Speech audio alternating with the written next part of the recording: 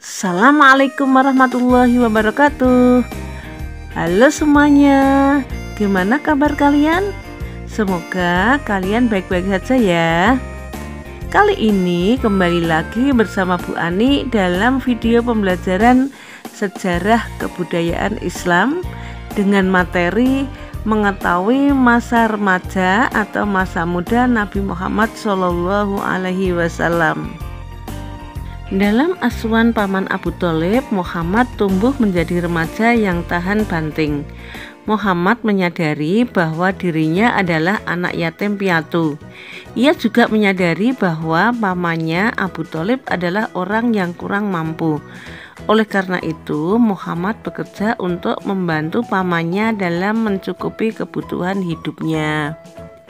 Pada saat itu di daerah Mekah sedang dilanda musim kemarau panjang dan musim paceklik. Lembah-lembah kekeringan serta kemiskinan. Orang-orang Quraisy pun memohon kepada Abu Tholib agar berdoa meminta hujan. Kemudian Abu Tholib keluar bersama anak kecil Muhammad yang seolah-olah wajahnya adalah matahari yang membawa mendung berjalan perlahan-lahan. Abu Tholib memegang tangan anak kecil itu dan menempelkan punggungnya ke dinding Ka'bah. Langit yang tadinya cerah panas, bersih dari mendung, tiba-tiba saja mendung itu datang dari segala penjuru. Akhirnya turunlah hujan yang sangat deras. Sekarang akan kita pelajari, yang pertama adalah bertemu Buhairah sang rahib.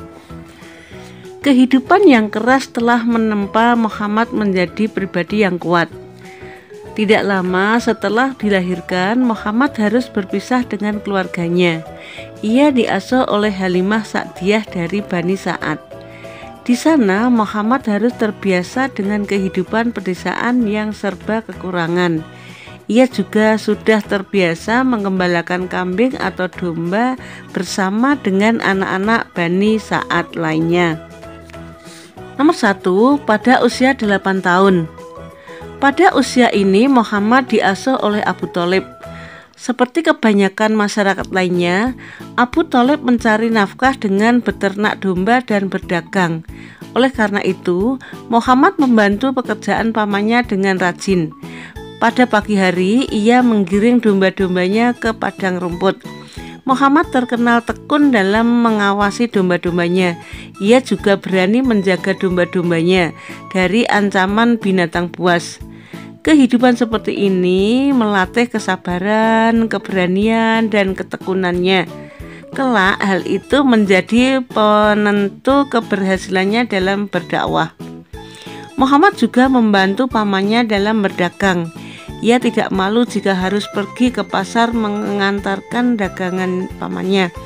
Dalam berdagang, Muhammad menunjukkan sifatnya yang jujur dan dapat dipercaya. Yang nomor 2, saat berusia 12 tahun. Muhammad telah tumbuh dengan badan yang sehat dan kuat. Siapa saja yang bergaul dengannya akan merasa senang. Suatu hari Abu Tholib akan bergabung dengan sebuah kafilah untuk berdagang ke negeri Syam. Muhammad yang masih muda itu meminta izin kepada pamannya agar diperbolehkan ikut. Dengan berat hati Abu Tholib mengizinkannya. Perjalanan menuju Syam sangat berat bagi anak yang baru berusia 12 tahun. Dalam perjalanan itu terjadi keajaiban yang menjadi tanda kenabian Muhammad. Iringan kafilah Abu Tholib bergerak ke utara menuju Syam. Sinar matahari yang terik membakar kafilah, tetapi tidak dirasakan oleh Muhammad. Segumpal awan di atas kepalanya selalu bergerak menaunginya. Awan itu menarik perhatian seorang pendeta Nasrani yang bernama Buhairah. Ia memperhatikan kafilah itu dari atas biaranya di Busra.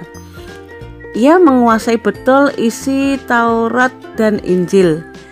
Hatinya bergetar ketika melihat dalam rombongan itu ada seorang anak yang terang benderang sedang mengendarai unta. Anak itu terlindung dari sorotan matahari oleh segumpal awan. Ia berpikir inilah roh kebenaran yang dijanjikan itu. Buhairah berlari menyongsong kafilah itu dan mengundang mereka untuk makan. Dalam kesempatan itu, ia berbincang dengan Abu Thalib dan Muhammad sendiri. Dari perbincangan itu, ia merasa makin yakin bahwa anak itu adalah Nabi akhir zaman. Buhairah pun berpesan kepada Abu Thalib agar menjaga anak itu baik-baik. Apalagi orang Yahudi mengetahui hal itu, mereka akan berusaha membunuhnya. Orang Yahudi memang pernah berusaha membunuh nabi-nabi yang diutus kepada mereka sebelumnya. Mendengar nasihat pendeta Buhairah, Abu Thalib bergegas berangkat menuju Syam. Setelah segala urusannya selesai, ia segera pulang ke Mekah. Ia merasa khawatir jangan-jangan orang Yahudi sudah mengetahui hal itu. Abu Thalib merasa memiliki tanggung jawab yang sangat besar untuk menjaga Muhammad. Sekarang kita lanjutkan dalam pembahasan mendapat gelar Al-Amin. Yang pertama, saat usia 15 tahun, suku Quraisy berperang melawan suku Hawazin. Perang itu disebut Perang Fijar. Fijar artinya melanggar kesucian. Perang itu terjadi disebabkan suku Hawazin menyerang suku Quraisy pada bulan Dzulhijjah. Padahal bulan itu termasuk bulan haram, artinya bulan yang diharamkan untuk berperang. Muhammad ikut membela sukunya dalam perang itu. Ia bertugas menyediakan anak panah bagi pamannya. Akan tetapi Muhammad belum pernah membunuh musuhnya. Akibat perang itu, Ka'bah menjadi tidak ramai pada musim haji. Hal itu menyebabkan pendapatan penduduk Mekah berkurang. Rakyat kecil banyak yang menderita. Muhammad juga ikut bekerja keras membantu pamannya, Abu Thalib. Penghasilan yang ia dapatkan sebagian digunakan untuk membantu orang yang kekurangan. Berkat bantuannya, usaha Abu Thalib makin berkembang. Sekarang kita lanjut untuk yang kedua. Pada usia 20-an tahun, Muhammad mulai terjun di bidang perdagangan. Beliau terkenal dengan kejujuran kata-katanya, amanahnya, dan keluhuran budi pekertinya di kalangan masyarakat. Sejak usia remaja, Muhammad telah menyandang gelar Al-Amin, yang artinya orang yang bisa dipercaya. Gelar itu juga sebagai panggilan keseharian beliau. Sekarang kita lanjutkan untuk yang ketiga, yaitu pada usia 25 tahun. Muhammad pergi berdagang ke Syam untuk menjualkan barang dagangannya milik Khadijah. Khadijah adalah seorang pedagang wanita yang terhormat dan kaya raya. Ia sudah biasa menyuruh orang-orang untuk menjualkan barang dagangannya dengan cara berbagi hasil keuntungannya. Orang-orang Quraisy mempunyai keahlian dalam berdagang. Ketika Khadijah mendengar tentang kejujuran, keahlian, dan kemuliaan akhlak Muhammad, ia pun mengutus pembantunya untuk menawarkan kerjasama dengan berdagang kepada Nabi Muhammad ke negeri Syam. Khadijah bersedia memberikan imbalan yang jauh lebih banyak dari imbalan yang pernah ia berikan kepada pedagang lain. Pembantunya itu bernama Maisarah. Dengan senang hati Muhammad menerima tawaran itu. Mereka pun berangkat ke Syam untuk berdagang. Dalam berdagang, Muhammad selalu menjunjung tinggi kejujuran. Relasinya makin banyak. Mereka senang berhubungan dengan Muhammad. Mereka senang karena Muhammad tidak mau menipu dalam berdagang dan dapat dipercaya.